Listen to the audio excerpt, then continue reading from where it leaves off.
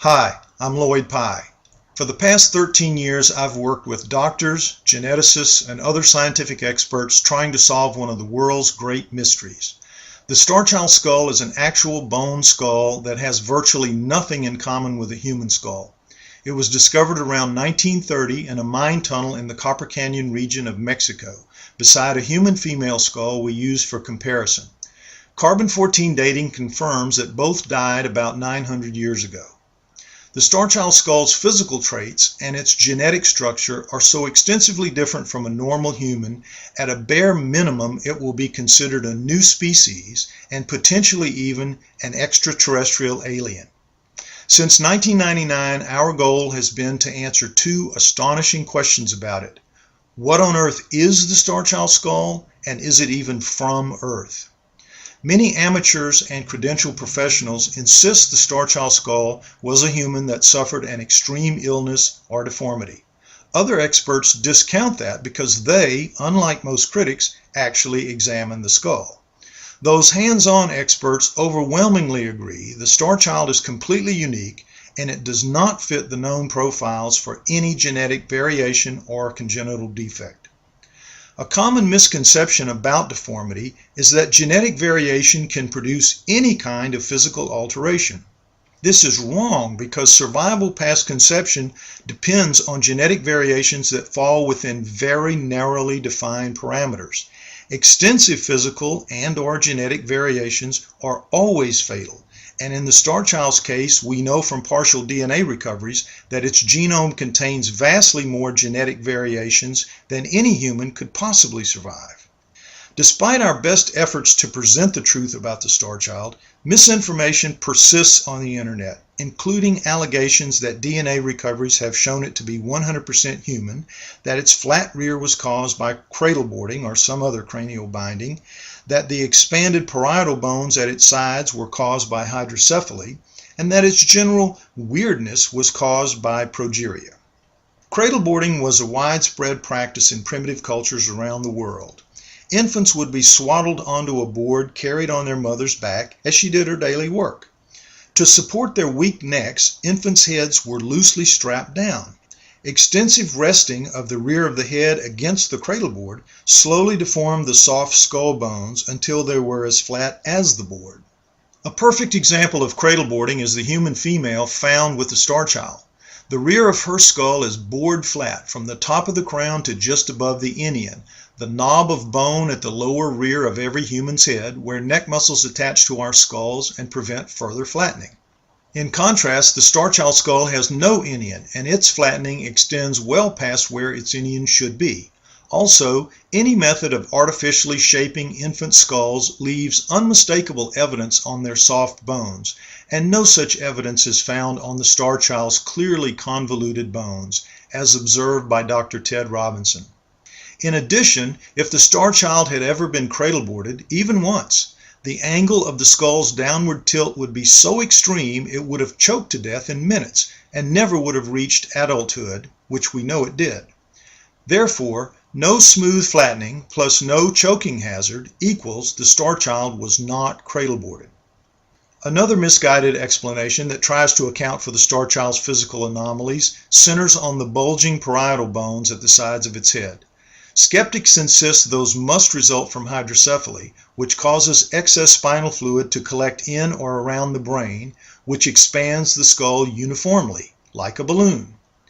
The first areas to expand are the suture lines, created by the disconnected edges of several bone plates that comprise an infant's skull, and which gradually close during its first 2 years to eventually fit together like puzzle pieces.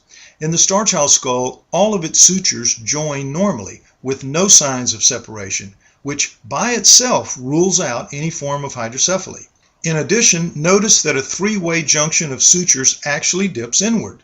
Could a balloon be blown up with a crease on its surface? No, and neither could the Starchild, unless its three-way plate junction was fused solid rather than closed normally.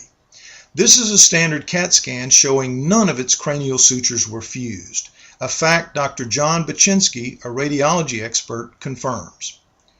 An inward crease plus no fused sutures equals the Starchild did not have hydrocephaly. The most recent favorite among skeptics trying to explain away the Starchild is progeria, a highly complex, inevitably fatal condition that causes infants to grow old at an extremely accelerated rate. Hopeful critics point out that one of the Starchild's projected facial features, its greatly reduced lower face, is similar to the facial reduction seen in progeria victims. However, the skulls of progeria victims are innately human, while the Starchild is not. There is no way to fit the Starchild skull into the head of a progeria victim because their physiognomy is so different. Another progeria symptom found in the Starchild is thin bone, but the similarity ends there. As progeria thins out its victims' bones, it greatly weakens them, whereas the Starchild's thin bone is 2 or 3 times harder than normal human bone. In fact, biochemically, it's more like human tooth enamel. Also, in progeria victims, the fontanelle, the soft spot at the top of the head, nearly always remains open until death, while the Starchild's is clearly closed. So, extremely hard bone plus a closed fontanelle equals the Starchild did not have progeria. 13 years of struggle to decipher the riddle of the Starchild skull make clear that nothing about it is simple or easy.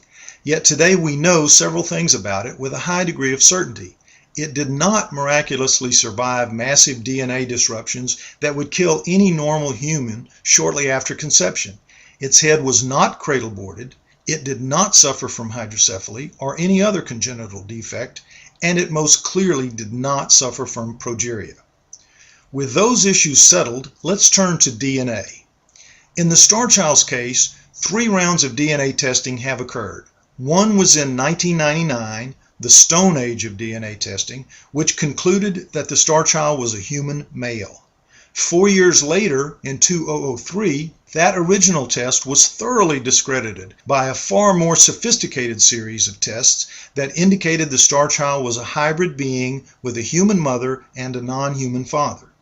Finally, in 2010 and 2011, state-of-the-art tests have shown that both of the earlier tests produced flawed results because the Starchild's DNA was much too unusual to be handled by those antiquated procedures.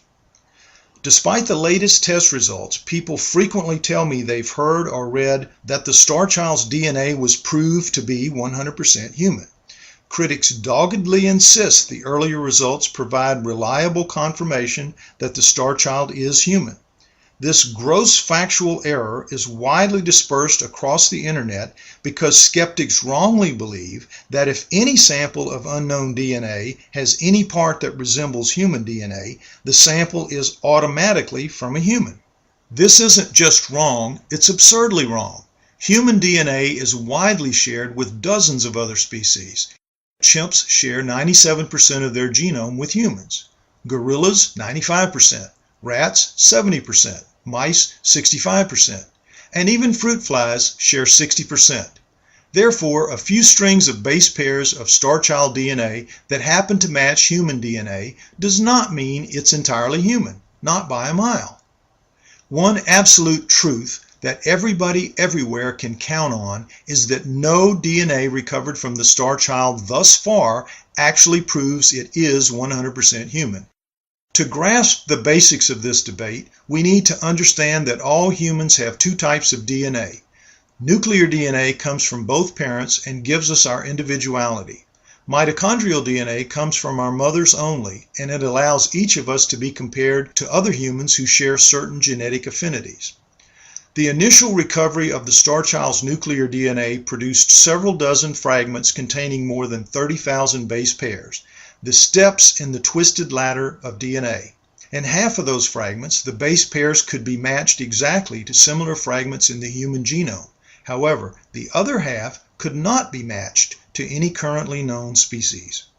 These results are preliminary, requiring much repetitive testing for absolute verification. And if they were the only unusual results, they would be interesting but not totally compelling. However, they're far from the only unusual results. In humans, the 16,569 base pairs in our mitochondrial DNA carry a specific upper limit of variations, 120. Thus, every human has 120 or fewer variations in their mitochondrial DNA. Neanderthals have around 200 variations. The new prehuman, Denisovans, have 385. For every species, these numbers are solidly established, and they change extremely slowly over very long periods of time. With the Starchild's mitochondrial DNA, 4 recovered fragments add up to 9.5% of the human total. They contain 93 base pair variations. If we extrapolate 93 out to 100%, it creates a statistically acceptable bracket of 800 to 1,000 base pair differences in the Starchild compared to a human's 120 maximum.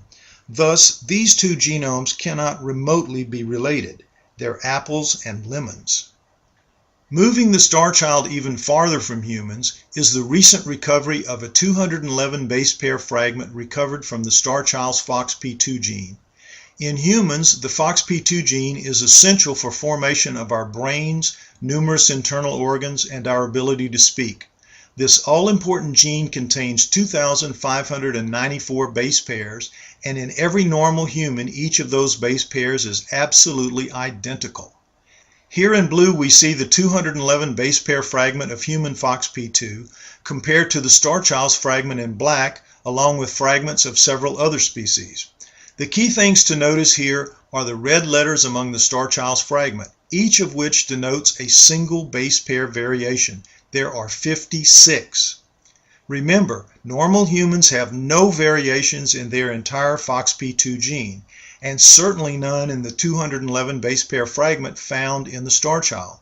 But rhesus monkeys do have 2 such variations: mice 20, dogs 27, elephants 21, opossums 21, frogs 26. And then we have the Starchild's towering 56. Remember, this FOXP2 result, like the previous 2, is partial. All 3 require additional DNA testing to establish absolute confirmation. Yet because all 3 are so highly anomalous relative to normal humans, we can be confident they will prove the Starchild's genome bears no relation to the human genome. Apart from DNA, we have physical evidence that confirms the Starchild is not human. If we consider 25 tangible points of reference on the human skull and the Starchild skull, not a single match can be found, not one.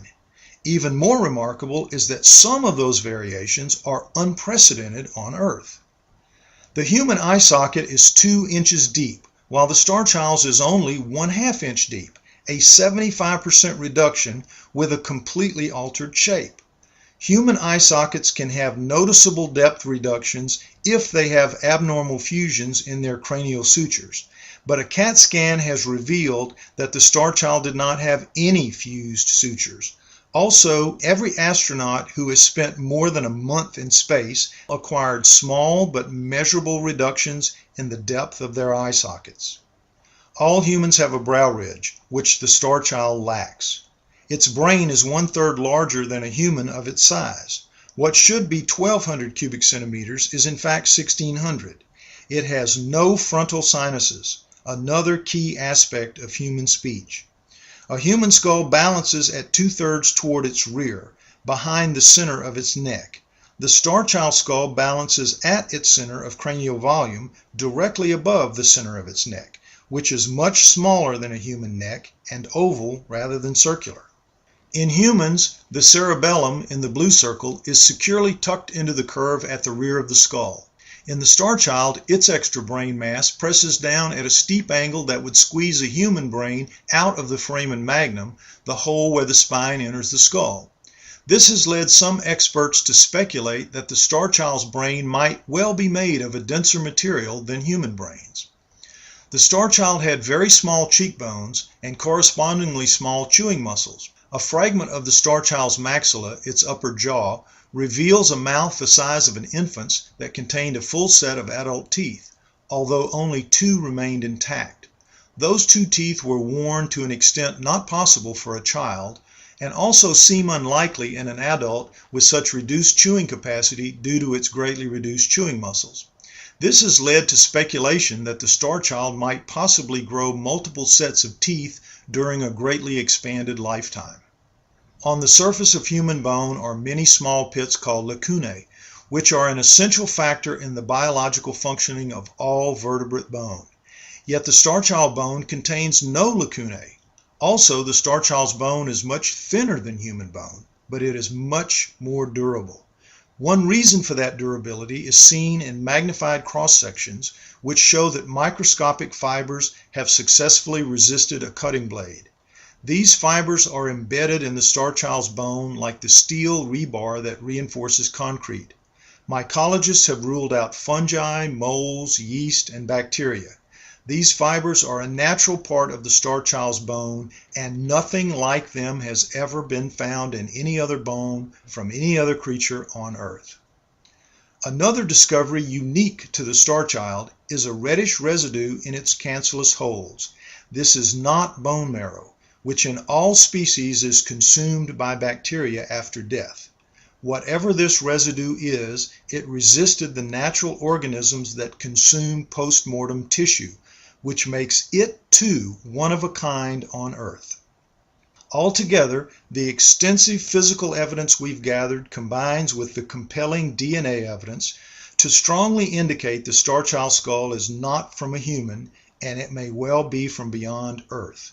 However, to prove that radical claim to a level no critic or skeptic can challenge, we have to secure a complete genome recovery. When we do that, it will be one of the greatest milestones in human history. Unfortunately, no endeavor of such size and importance can be completed without support. If you have found this video compelling and would like to help us by spreading the word about it, or in some other more direct way, please visit starchildproject.com.